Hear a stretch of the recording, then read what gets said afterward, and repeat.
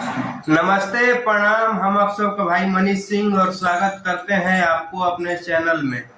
तो देखिए भैया, एक खास मुद्दा के लिए बात करने के लिए आपसे आया हूं और आप लोग इस वीडियो में बने रहिएगा, वीडियो को पूरा देखिएगा तभी समझ आएगा।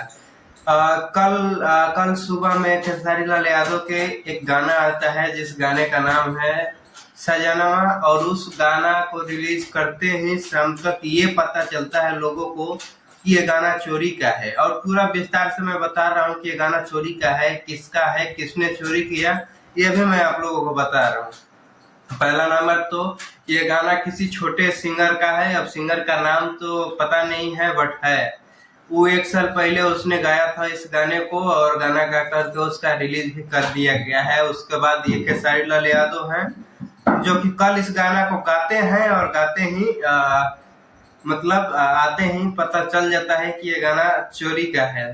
और सबसे बड़ा बात बता दूं आप लोगों को कि खेसारी लाल यादव हैं ज्यादा, बहुत सारे इनके पास म्यूजिक डायरेक्टर, राइटर, गाने वाले, फीमेल में आर्टिस्ट बता दूं, बहुत लोग इनके पास हैं, फिर भी एक भी गाना ऐसा नहीं होगा जो गाना चोरी का नहीं होगा।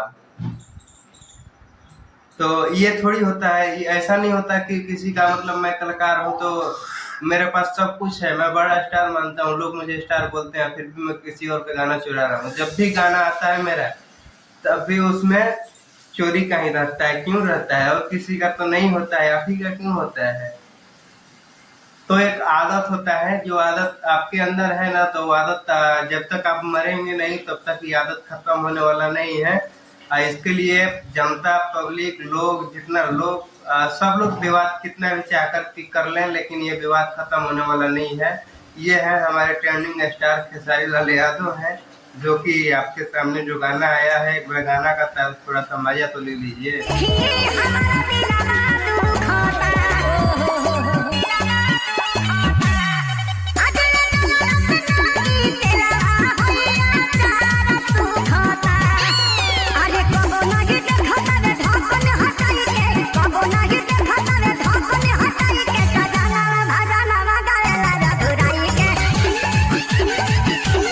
अरे बाप रे बाप, मत ही पूछो, गाना का कोई दबाव ही नहीं है, चोरी का है लेकिन गाना अच्छा है।